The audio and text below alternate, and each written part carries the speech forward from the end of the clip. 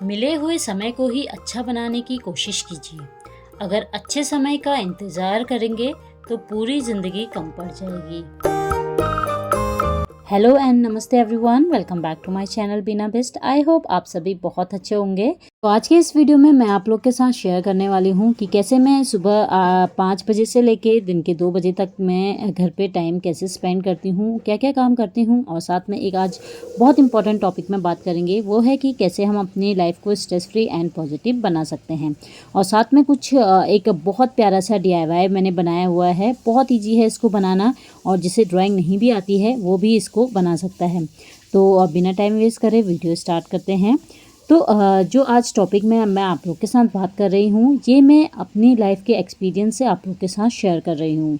And मुझे जब बहुत टेंशन या स्ट्रेस लेने लग जाती हूँ, तब इन सब टिप्स को मैं अपने लाइफ में भी इम्प्लीमेंट करती हूँ। तो आजकल लाइफ में सबको बहुत टेंशन, स्ट्रेस एंड डिप्रेशन है। कोई अपनी लाइफ से परेशान है, फैमिली से या आसपास के नेगेटिव लोगों से। तो इन सब की जो बातें हैं वो हमारी लाइफ में बहुत ही इफ़ेक्ट पड़ती है, जिससे रातों को अच्छे से नींद नहीं आती है, भूख नहीं लगती है और दिन भर हम चिड़चिड़ सा फील करते हैं। जबकि हमारे पास सब कुछ होते हुए भी ऐसा लगता है कि जैसे हमारे पास कुछ नहीं है, खाली खाली सा महसूस होता है और अकेलापन लगता है। और ये आजकल हर किसी के साथ नॉर्मल है। बट लाइफ में अगर आपको अच्छे से सरवाइव करना है, बिल्कुल स्ट्रेस फ्री रहना है, तो इन सब चीज़ों को आपको अच्छे से फेस करना पड़ेगा और इन सब से आपको डील करना बहुत ज़रूरी है। हर किसी को आपके बारे में तब तक पता नहीं चलता है जब तक आप उन्हें खुद से बताते नहीं हैं। आपके मन में क्या है, दिमाग में क्या चल रहा है, ये सिर्फ आपको ही पता है। सबसे पहला टॉपिक है कि अगर आप अपने पूरे दिन को बहुत ही स्मूथली बनाना चाहते हैं, तो मॉर्निंग में जितनी जल्दी हो सके आप उठ जाइए। अगर आप होम मेकर हैं तो सुबह 5 से 5:30 के बीच में कैसे भी करके अपने बेड को छोड़ दीजिए। और अगर आपके घर पे छोटा बच्चा है तो बहुत सी लेडीज़ें मुझसे रिलेट कर पाएंगी कि सुबह कभी बच्चों के मूड पे ही डिपेंड रहता है कि हम कैसे उठें। अगर मेरा छोटा बेटा मेरे साथ उठ जाता है तो मैं उसको 15 से 20 मिनट के बीच में सुलाने की दोबारा कोशिश करती हूँ। अगर अब वो सोता नहीं है तो उसको अपने साथ लेके आ जाती हूँ, या कुछ टॉयज़ दे दूँ, या किचन में आ जाती हूँ उसको लेके।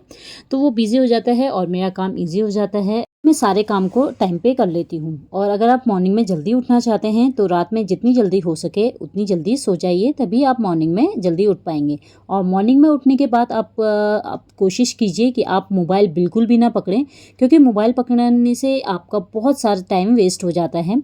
और अगर आप मॉर्निंग में टाइम से उठते हैं और सारा काम टाइम पे करते हैं तो आप देखेंगे 10 से 15 दिन में आप में बहुत इम्प्रूवमेंट आने लगेगा।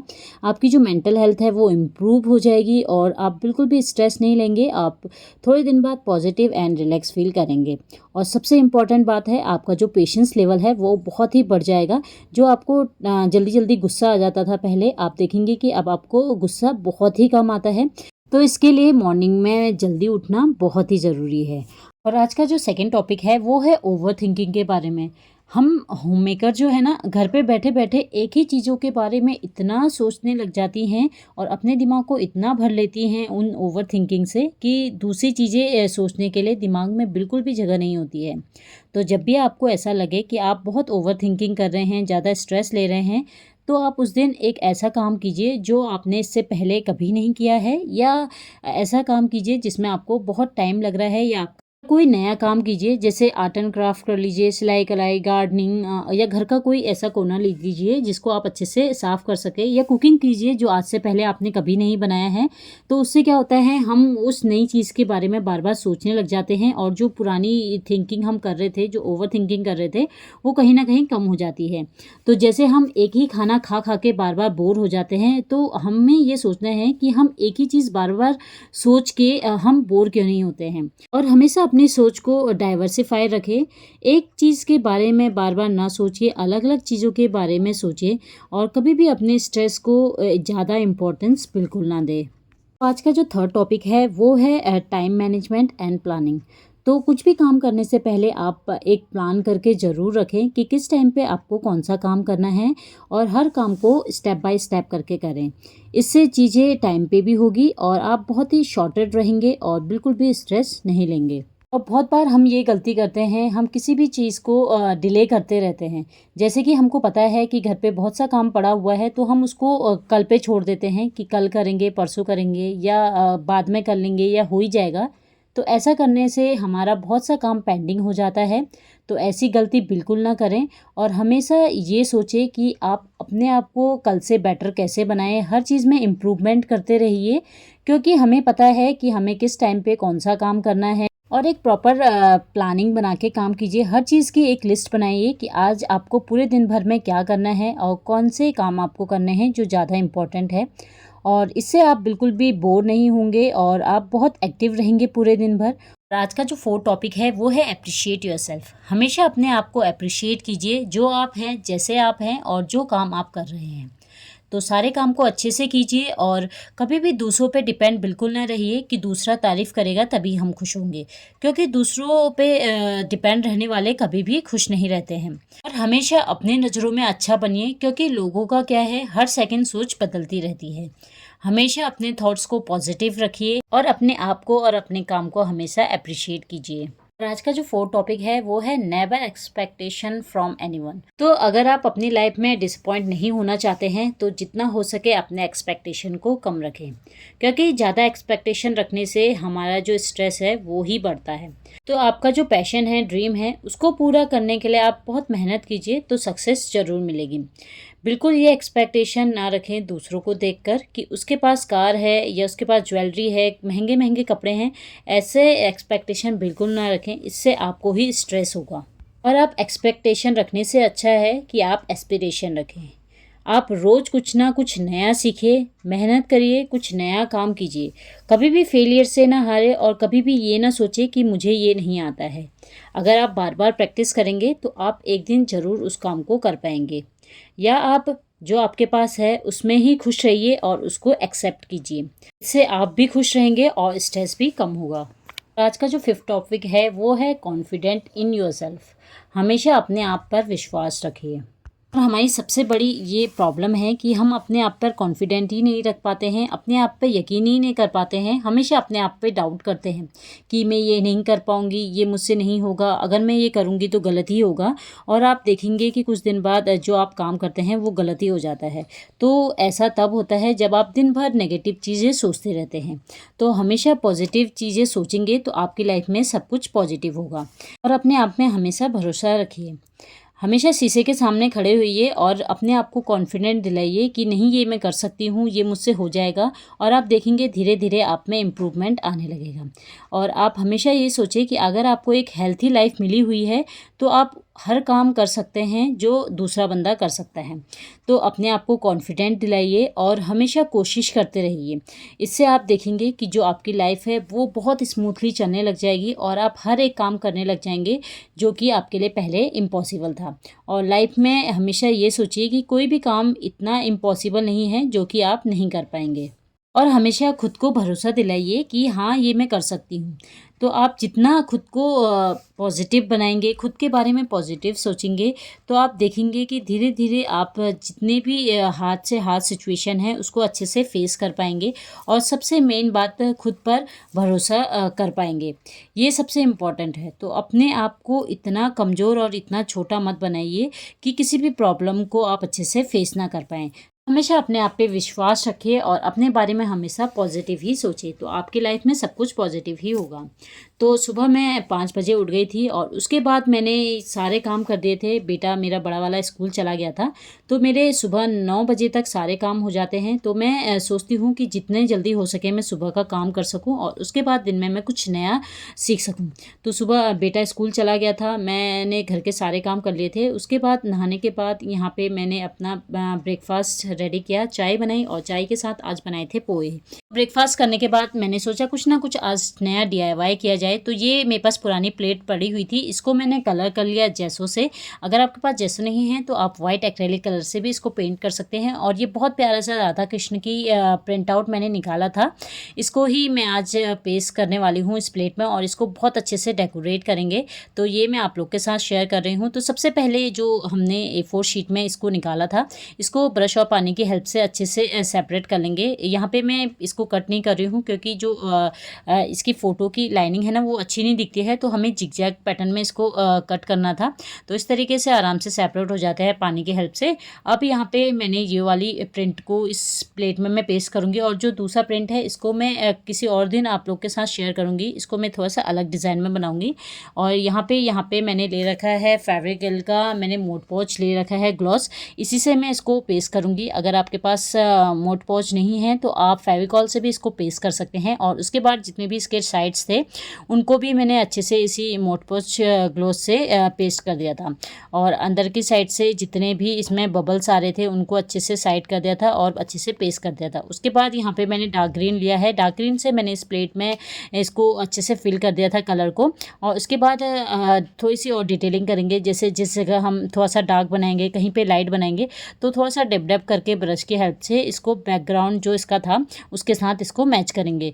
तो यहाँ पे मैंने 3-4 कलर से इसके बैकग्राउंड को मैच किया। और यहाँ पे जो नीचे की साइड लोटस थे उनके जो लीव्स थे उनको भी हाईलाइट किया, और यहाँ पे जो मोर के पंख थे उनको भी हाईलाइट किया। तो इसके बैकग्राउंड को इसके साथ मैच करने के लिए यहाँ पे मैंने थोड़ा सा जो लाइट ब्लू कलर होता है उससे पेंट किया, जो थोड़े से यहाँ पे मोर पंख थे उनको भी। और यहाँ पे राधा जी की जो चुनरी थी उसको भी मैंने येलो गोल्डन कलर से इसको हाईलाइट किया। और जो इनकी कृष्ण जी की पगड़ी पहनी हुई थी इन्होंने सर पे, इसमें भी मैंने येलो कलर से पेंट किया और रेड कलर से थोड़े से हाईलाइट कर दिए, जिस भी जगह पे ऐसा लग रहा था कि थोड़ा सा हाईलाइट करना है, क्योंकि जो प्रिंट आउट निकाला था वो ज़्यादा डार्क कलर में नहीं था।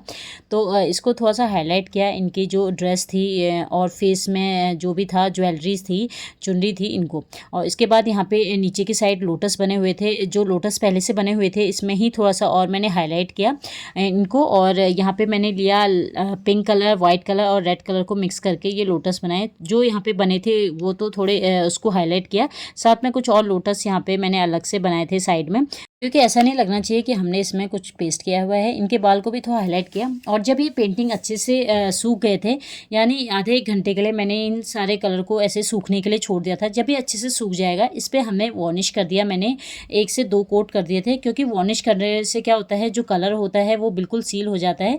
जो पिक्चर हमने इसमें पेस्ट की है, जो कलर इसमें हमने किए हुए हैं वो बिल्कुल सील हो जाते हैं, बिल्कुल भी ख़राब नहीं होते हैं। जो कलर है वो वैसे का वैसा रहता है, कलर फेड नहीं होते हैं और एक बहुत अच्छी शाइन बनी रहती है। तो वार्निश करना बहुत ही ज़रूरी है। अगर आप कभी इस फ़ोटो को पानी से भी साफ़ करना चाहेंगे ना तो आराम से हो जाएगा, और जो कलर है वो बिल्कुल भी ख़राब नहीं होगा। और उसके बाद हम थोड़ी सी और हाईलाइट करेंगे इनकी ज्वेलरीज, चुनरीज़ को। तो यहाँ पे ये पर्ल्स के मेरे पास स्टिकर्स थे, इनको मैंने यहाँ पे पेस्ट किया। तो ये टोटली आपके ऊपर है कि आप किस तरीके से उसको डेकोरेट कर सकते हैं। तो जब मैं स्टार्टिंग में DIYs बनाती थी तो बहुत से लोग बोलते थे ये क्या ही DIY बनाती रहती है, इतने मेहनत करने तक तो हम मार्केट से ख़रीद के ला सकते हैं। और मार्केट में तो सब कुछ अवेलेबल है, और आजकल तो सब लोग के पास पैसे रहते ही हैं, सब कुछ खरीद सकते हैं अगर आपके पास पैसे हैं तो। पैसे की बात नहीं है, ये है आपकी क्रिएटिविटी। और DIY बनाने में मुझे कोई शर्म नहीं आती है। इससे क्या होता है, जो आप मार्केट से चीज़ें लेके आते हैं वो हम अगर घर में ही बना लेते हैं तो इससे ज़्यादा प्राउड की बात क्या हो सकती है। इससे हमारे पैसे भी बचते हैं और जैसा हम चाहे वैसा हम बना सकते हैं। तो हमेशा अपने आप में और अपने काम में भरोसा रखिए। और ये कोई शर्म की बात नहीं है, बल्कि आपको प्राउड फील करना चाहिए कि जो लोग मार्केट से ख़रीद के लाते हैं वो हम घर पे बहुत इजी और सस्ते में बना सकते हैं। तो इससे आपकी जो स्किल है वो भी डेवलप होती है और आपको नई नई चीज़ें सीखने को मिलती हैं। तो यहाँ पे पेंटिंग अच्छे से सूख गई थी। इसके बाद इसको हम वॉल पे हैंग करेंगे इस प्लेट को। तो यहाँ पे मैंने हुक ले रखा है जो फ्रेम के पीछे आता है वो। इसको पेस्ट करने के लिए यहाँ पे मैंने मोल्डेड क्ले ले रखा है। मोल्डेड क्ले में 2 क्ले आते हैं, दोनों को आपस में अच्छे से मिक्स कर लेना है और फेविकॉल की हेल्प से इसको पीछे पेस्ट कर लेना है। तो जो हमने इसमें हुक लगाया है ये बिल्कुल भी नहीं निकलेगा, और जो यहाँ पे हमें क्ले लगाया है वो बिल्कुल जैसे पत्थर होता है उसकी तरह बिल्कुल स्टिकली इसमें चिपक जाता है, और आप इजीली इसको वॉल पे हैंग कर सकते हैं। बहुत ही खूबसूरत पेंटिंग बनके रेडी हो गई है। आप लोग भी ज़रूर बताइएगा कि आपको ये पेंटिंग कैसी लगी। तो अगर आपके घर पे कोई गेस्ट आएगा ना, वो बता ही नहीं सकता है कि आपने इसको कोई पुरानी प्लेट में बनाया हुआ है या स्टिक किया हुआ है। तो इस तरीके से आप अपने घर में भी डेकोरेट कर सकते हैं छोटी छोटी चीज़ों से। और ये पेंटिंग बहुत ही खूबसूरत लग रही थी, आप लोग भी ज़रूर ट्राई कीजिएगा।